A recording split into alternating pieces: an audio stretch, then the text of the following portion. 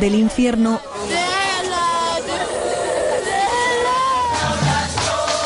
a la esperanza. Dos caras de una misma ciudad. Medellín, la segunda más importante de Colombia y hasta hace unos años la más violenta del mundo. Han vuelto a hablar con pistolas. En los 90 morían asesinadas 6.500 personas al año. En 2006 la cifra descendió radicalmente a 700. Nadie hubiera apostado porque la tierra del miedo pudiera convertirse en lo que es hoy, una metrópoli moderna y un ejemplo de gestión pública. Pero en la ciudad de la Virgen de los Sicarios no hubo milagros. Un hombre de carne y hueso, Sergio Fajardo, tuvo mucho que ver. Este doctor en matemáticas se propuso despejar incógnitas en la complicada ecuación de Medellín: droga, crimen y guerrillas. En solo 4 años como alcalde conectó el centro urbano a través de un teleférico con los barrios de montaña, antes abandonados y sin más ley que el crimen organizado. Invirtió en educación, políticas sociales y urbanismo. Además, facilitó la reinserción social de 4.000 paramilitares. Hoy sigue en política, aunque no se plantea presentarse de nuevo a la alcaldía, pero nadie olvida que bajo su mandato Medellín resucitó de entre los muertos. Señor Fajardo, muy buenas noches. Buenas noches. O sea que se puede transformar una ciudad en unos cuantos años. Pues es un proceso que toma tiempo, hacia atrás y hacia adelante, pero nosotros pusimos una marca en una ciudad como la nuestra que ustedes presentan con la marca del dolor y la destrucción que ha significado el narcotráfico en Colombia y en Medellín. Colombia explotó una bomba hace cerca de 30 años, el narcotráfico, y el epicentro fue en nuestra ciudad, en Medellín. Le hemos visto la cara a la destrucción. El narcotráfico es la mayor destrucción posible. Al que tiene precio se lo encuentran porque tiene toda la plata del mundo, y al que estorba lo eliminan y no tiene ningún tipo de barreras. Nosotros hemos cara.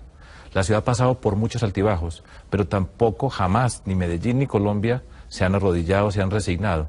Es una historia poderosa. Nos falta, porque mientras que existe el narcotráfico siempre habrá violencia, pero hemos mejorado y Medellín es un ejemplo y sufriremos todavía y habrá noticias negativas, pero yo creo que tenemos un rumbo. Bueno, el señor Fajardo es una personalidad y es además una persona con una historia que dentro de un momento pediremos que nos cuente. Un matemático que aparece casi por sorpresa en el mundo del periodismo, luego en el mundo de la política. Pero queremos recordar que hace unos años un escritor extraordinario, al mismo tiempo un hombre muy polémico, Fernando Vallejo, escribió un libro, La Virgen de los Sicarios, que nos produjo una gran impresión. En el año 1994 describía la ciudad Medellín, su ciudad Medellín, con palabras tremendas. Ya no nos queda en Medellín ni un solo oasis de paz, decía. Atracan los bautizos, las bodas, los velorios, los entierros. Matan en plena misa o llegando al cementerio a los que van vivos acompañando al muerto. Si se cae un avión, saquean los cadáveres. Si te atropella un carro, manos caritativas te sacan la billetera mientras te hacen el favor de subirte a un taxi que te lleva al hospital. Hay 35.000 taxistas en Medellín desocupados, atracando. Y decía además, los teléfonos públicos destrozados, el centro devastado, la universidad arrasada, sus paredes profanadas con consignas de odio, reivindicando los derechos del pueblo, el vandalismo por donde quiera y la horda humana desatada. En fin, muchas cosas más podríamos decir. Vivir en Medellín es ir uno rebotando por esta vida muerto, de la Virgen de los Sicarios de Fernando Vallejo. Yo no sé si exageraba o no, pero nos impresionó mucho ese relato de Fernando Vallejo. Yo creo que hay una exageración. Naturalmente está describiendo esa parte amarga y dura asociada con la violencia. Pero no vale la pena entrar en los detalles. Aceptemos que hemos vivido en una época dolorosa para nuestra ciudad, donde la muerte ha estado en muchos espacios de nuestra ciudad, y el reto nuestro ha sido reconstruir la esperanza. Y tenemos la gente, tenemos la calidad y podemos avanzar muchísimo. Entonces, Vallejo, dejémoslo como escritor y reconozcamos que la muerte estuvo en nuestra ciudad. Ahora le pedimos que nos cuente qué es lo primero que hicieron, pero antes, usted es matemático profesional. Exactamente. ¿Y cómo fue usted votando hasta este territorio de la política para hacerse cargo como alcalde de esa ciudad? Por cabeciduro, terco, no sé cuál sea la expresión acá en España, porque yo hacía parte de ese grupo de colombianos privilegiado. Yo tuve la mejor educación posible. Yo encontré mi camino, quise ser científico y fui, avancé, hice un doctorado en matemáticas, iba por el mundo probando teoremas y presentando artículos, trabajando en todas partes, pero quería mi país. Y después de muchos años, lo único que alcanzaba a decir era cómo deberían ser las cosas. Yo escribía columnas, participaba en programas de televisión, discutía, planteaba, hablaba de la educación como un proyecto de transformación social, pero todo terminaba en debería ser. Detestaba la política, pero me preocupaba lo público, como tanta gente, seguramente aquí en España también. Entonces, después de muchos años, encontramos algo que parece obvio. Son los políticos quienes toman las decisiones más importantes de una sociedad, gústenos a nosotros o no nos guste. A nosotros no nos gustaba. Pero dije, no nos vamos a morir diciendo cómo debería ser el mundo. Lo máximo que decían es qué tan inteligente. Entonces dijimos, pues vamos a participar en política. 11 años atrás decidimos construir un movimiento cívico en mi ciudad, en Medellín, con un grupo de personas y dijimos, vamos por el poder. Y vamos a plantear todo lo que hemos soñado, lo queremos convertir en una realidad. Y entonces, en lugar de estar diciendo debería ser, vamos a llegar al poder y vamos a decir así se hace. Y lo hicimos. ¿Y qué es lo que hicieron? Así se hace. ¿Cómo se hace? Nosotros teníamos claridad sobre ciertas cosas. Voy a tratar de ser lo más sintético posible. Hacemos una política distinta, no nos ubicamos en ningún partido político tradicional y fijamos un conjunto básico de principios sobre los cuales nos relacionamos con el mundo. Planteamos problemas, como hacemos los matemáticos. Uno para Medellín, la violencia. Otro para Medellín, las desigualdades sociales, que valen para Colombia también y en América Latina en diferentes dimensiones. Y sobre eso empezamos a resolver los problemas de manera coherente y consistente con los principios que hacemos. Invitamos a la gente a participar. Hacemos una política que va marcando el camino para llegar al poder. Yo me caminé a Medellín de lado a lado, por todas las esquinas, y nos pusimos la ciudad en la piel, hay que sentirla, olerla, en el corazón hay que quererla y en la razón entenderla. Es difícil avanzar cuando además el tercero de los elementos que señalan es la corrupción. Usted señala la desigualdad, señala la violencia y luego la corrupción, la dificultad de hacer justicia, porque está también el aparato represivo, el aparato judicial corrompido. En parte, yo tengo que ser justo con Colombia, y en Colombia hemos avanzado. Son 30 años de historia. Y hemos pasado por muchas cosas, pero Colombia ha mejorado, viene mejorando sistemáticamente. Institucionalmente Colombia es un país, a pesar de todo lo que ocurre, sólido en muchos aspectos. Y podemos ser críticos, y nosotros adentro estamos con todo en la crítica, pero Colombia ha avanzado. Y nosotros nos planteamos el problema que tenía que ver con lo que yo había soñado toda la vida. Y la pregunta es la siguiente: hay un mundo de la delincuencia, donde está la violencia, está la guerrilla, el narcotráfico, la delincuencia como hay en todas partes del mundo. Habitualmente se está detrás de la cabeza del narcotráfico, la policía, la justicia, que tiene que funcionar con todas las dificultades que ha tenido, pero con todo lo que ha mejorado. Pero yo siempre me hago una pregunta, o me hacía una pregunta, y es, cada que cogen a uno allá adentro, o esos que ustedes verían al comienzo, decía, ¿por qué entró? Hay una puerta de entrada. Y esa puerta de entrada, si no la cerramos, no resolvemos el problema. Porque puede capturar todos los días uno acá, pero le estará entrando otro para reemplazarlo. Es una puerta de entrada grande que tenemos nosotros en Medellín, dolorosamente, con unas raíces profundas después de tantos años. Entonces, ¿qué sabíamos que había que hacer? Lo teníamos muy claro. Y hay que irla cerrando día a día. No está cerrada todavía le falta, pero la tenemos que hacer más y más estrecha. Si está más estrecha, van a entrar menos y va a ser cada día más difícil. Nosotros desde fuera, ¿qué tenemos que hacer? Piensen en un joven en Medellín sentado en una esquina, mira hacia el frente, o ve un muro sellado donde no tiene ningún camino, o ve esta puerta de la delincuencia abierta, que fue la bomba que nos tumbó esto. Entonces está ahí. ¿Qué tenemos que hacer para cerrarla? Abrirle otras puertas. ¿Y cuáles tienen que ser las puertas? La de la capacidad que tiene la gente. La educación. Y el primer peldaño tendrá que ser la educación. La educación tiene problemas, si tú eres familiar con la educación, según entiendo. Sí. La educación tiene un problema, y es que todo el mundo habla de educación en todas partes del planeta lo mismo. La educación es lo más importante, pero siempre queda diciendo es largo plazo. Y esa es la fatalidad, porque en la política el largo plazo no existe habitualmente en esos términos. Y nosotros nos ingeniamos un mecanismo para decirle a la ciudad que se pueden hacer cosas y que para llegar a ese largo plazo podemos dar pasos y se pueden ver y ser tangibles. Entonces decidimos llegar con toda la fuerza a esos lugares donde el índice de desarrollo humano estaba más bajo, rompemos y utilizamos la arquitectura como una herramienta de transformación social poderosa, la arquitectura urbana, y empezamos a romper con muchos paradigmas, empezando por lo siguiente: lo más bello para los más humildes. Habitualmente en la política dice, si es pobre, cualquier cosa que le des ganancia, y es la política de la migaja, es la política que va de la mano del político clientelista y corrupto. La gente sentada y le va poniendo una cosita acá hasta la próxima elección. Pues construimos los edificios más bellos en los sitios donde nunca se habían visto.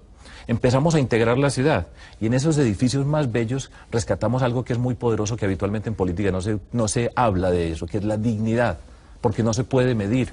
Entonces había gente que me decía, pero ¿por qué hace ese parque biblioteca tan espectacular que inauguramos con el rey de España allá en Medellín? En ese barrio tan humilde, podría ser 5 en lugar de 6. Esta es la dignidad. Y donde hay dignidad empieza el respeto. Y el niño o la niña que entre a ese parque biblioteca no va a entrar nunca a ese mundo. Lo estamos cerrando. Todavía nos falta. En Medellín ha aumentado la violencia en estos 2 últimos años y seguimos luchando, pero tenemos que seguir cerrando. Entonces, ¿qué hicimos? Llegamos a la ciudad, a todos los espacios. Rompemos con esa barrera porque el miedo encierra. El miedo atrapa, el miedo divide, polariza, corta los canales de comunicación entre las personas, nos aísla, rompe el capital social y nosotros empezamos a conectar, a pegarla. Y la arquitectura nos sirve como un mensaje poderoso de dignidad. Entonces construimos parques biblioteca, bellísimos, nos hemos ganado todos los premios. Y hay gente que me miraba a mí y decía, no puede ser que en Medellín hagan esto tan lindo. Pues sí, en Medellín, ¿Cómo Colombia. reaccionaba la gente ante esos parques biblioteca? Es un orgullo, porque además cada parque de biblioteca, nosotros no era que los hiciéramos y le dijéramos a la gente, venga, todo tiene un proceso social de participación. Conmigo ha trabajado gente extraordinaria, que sabe trabajar, que sabe llegar a la comunidad, que va construyendo. En el momento en que esto ocurre, es un momento de orgullo. Si tú vas a Medellín, a un parque de biblioteca hoy, ten la certeza que la gente alrededor dice, qué orgullo es nuestro, y es público, y lo hicimos nosotros. Por supuesto, ahí no se acaba el problema, no. Pero eso es una forma de ir cerrando. Niño o niña que entra allá no va a entrar por esa puerta, nos falta. Entonces construimos los colegios, centros de cultura, la casa de la lectura, hacemos todo eso. ¿Qué estamos haciendo? Apostándole al talento que tiene la gente. Esas son las puertas que nosotros tenemos que abrir, y eso se llama esperanza. Cuando alguien en una esquina mira hacia el frente y dice, por aquí hay una puerta por la cual yo puedo pasar. Puede ser que me tome tiempo, pero ya veo una puerta distinta a la de la delincuencia o ese muro sellado. ¿Vieron pronto que eso surtía efecto contra la delincuencia o contra la droga? Va surtiendo y es difícil medirlo, ¿sí? El narcotráfico tiene un poder muy grande. Como lo decía anteriormente, es la destrucción en su máxima capacidad. Al que le molesta, lo elimina. Y pueden llegar a intervenir. Por eso uno tiene que ir persistiendo. Porque nosotros estamos tratando de cerrar la puerta, pero por dentro están tratando de abrirla. La corrupción siempre está tratando. Si la justicia no actúa, el que está afuera viendo dice, pues no pasa nada si entra allá. Lo que ocurre es que probablemente estas acciones suyas estarían siendo más y más seguidas por la gente, haciéndole un poquitín más fuerte seguramente a usted y a su equipo, ¿no? Exactamente, exactamente. Y esa es la política, mostrar que las cosas se pueden hacer. Tenemos dificultades, como les digo, ahora ha subido la violencia en Medellín, yo estoy seguro que no va a subir tanto y volverá a bajar, pero tenemos que seguir cerrando y cerrando. Actuar adentro para acoger a los que están allá adentro, que entraron a ese mundo. Mirar esa puerta, hay unos que apenas están entrando, evite que entren, porque después lo tiene que recoger o muerto o 10 años después Oiga, de haber... iniciando este tipo de actividad que va cegando el camino, que sea poco a poco a la acción de la droga, etcétera, se convierte usted en un enemigo de quienes se están dedicando a hacer circular la droga. Le amenazan, por tanto, sospecho. No. ¿No le llegan a amenazar? Nunca me han amenazado, solamente hace 9 años, pero pongamos eso a un lado que no es relevante. No, porque nosotros hemos sido transparentes.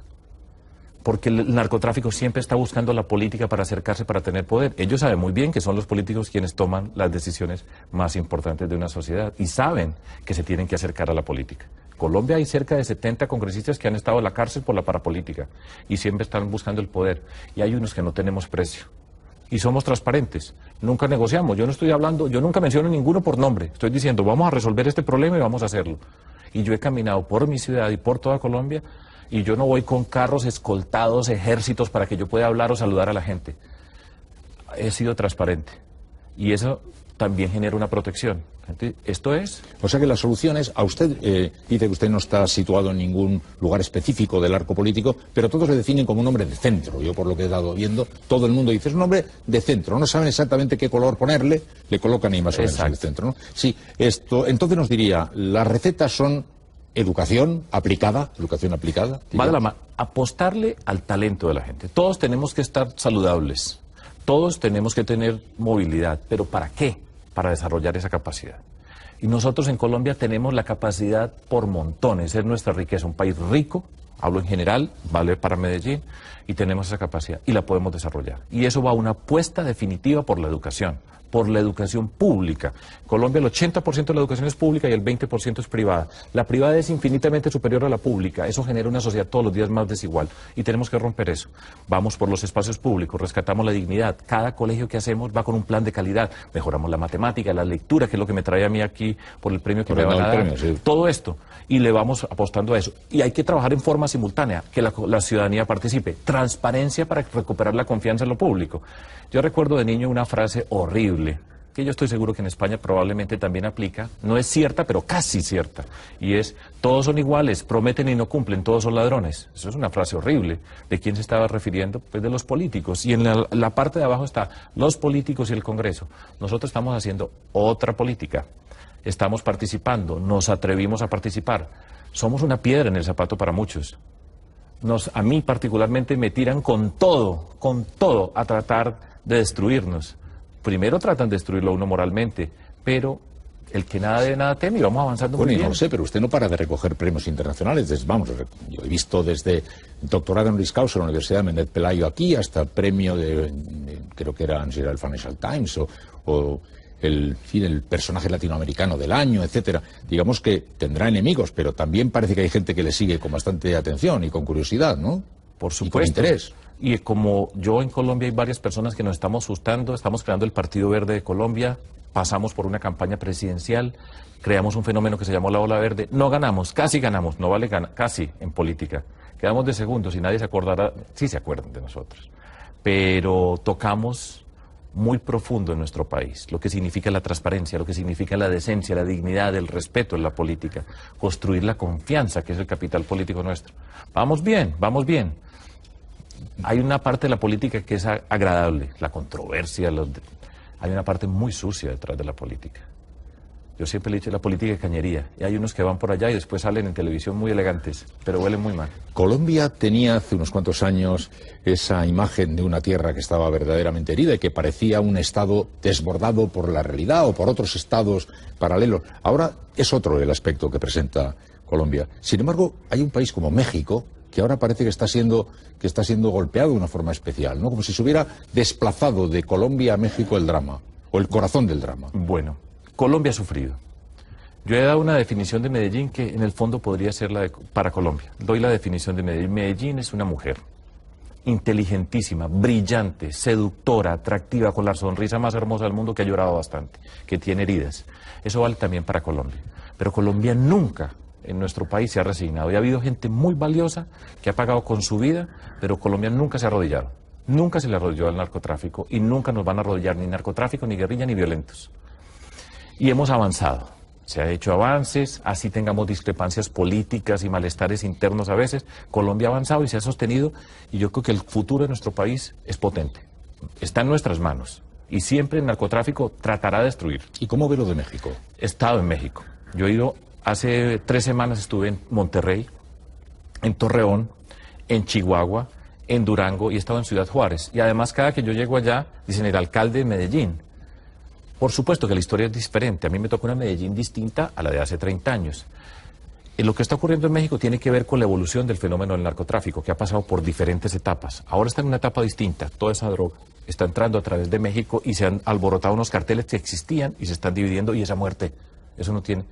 Pero México tiene una etapa de mucho dolor y mucha destrucción. Yo les he dicho que de nosotros pueden aprender, no copiar, pero aprender para evitarse muchas de las cosas que nosotros hemos visto.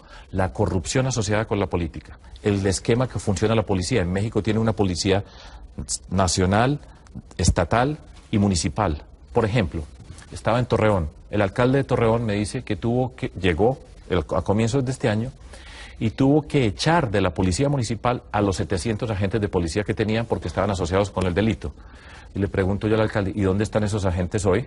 Pues ya sabremos dónde están. Pero entonces hay una policía local que no funciona bien. Tienen que armar un aparato de justicia, pero tienen que mirar la puerta de entrada de forma simultánea. Porque hace poco cogieron, no sé si ustedes lo vieron acá, que llamó mucho la atención a un narcotraficante que le decían la Barbie. Es un nombre bien particular para un narcotraficante. Y a mí me preguntaban, a la Barbie hay que cogerlo, pero si no miramos la puerta de entrada hay 3 barbicitas entrando para reemplazar a la Barbie. Hay que hacerlo en forma simultánea. México puede aprender de nosotros. Necesita mucha ayuda. Es una lucha muy dolorosa. Me ha dejado dudoso con eso.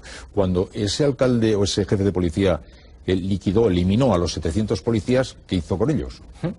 Pues tenían contrato con el municipio, con Torreón, pues los declara cesantes, ¿sí? Bueno, tienen que reemplazarlos, pero yo la pregunta que le decía, ¿y dónde andarán ahora? Pues montando una organización de 700 ex policías, ¿no?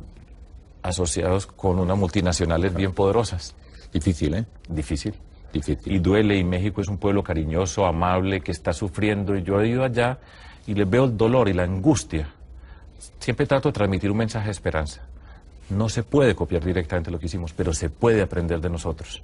México necesita ayuda de América Latina, y tendremos que pasar a otros temas como cómo se maneja el problema de las drogas en el mundo también. Nosotros ya hemos puesto bastante nuestra cuota bien alta.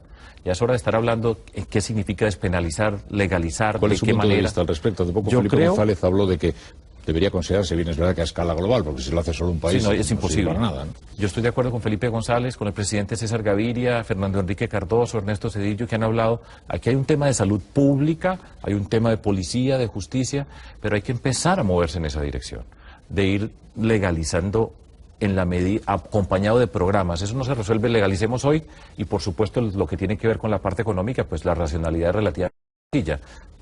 Ya se rompe el negocio en el sentido que genera esas ganancias astronómicas, pero tiene que ser acompañado de un proceso global, de salud pública, etcétera. Lo necesitamos, y ojalá que a México, Colombia seguirá sufriendo, cada vez menos, estamos mejor, pero el narcotráfico es la destrucción máxima. Sergio, ha sido un placer. Muchísimas gracias. Enhorabuena por el premio y por sus esfuerzos. Muchas gracias. Buenas Pues es un noches. gusto, Iñaki, hombre. Muchas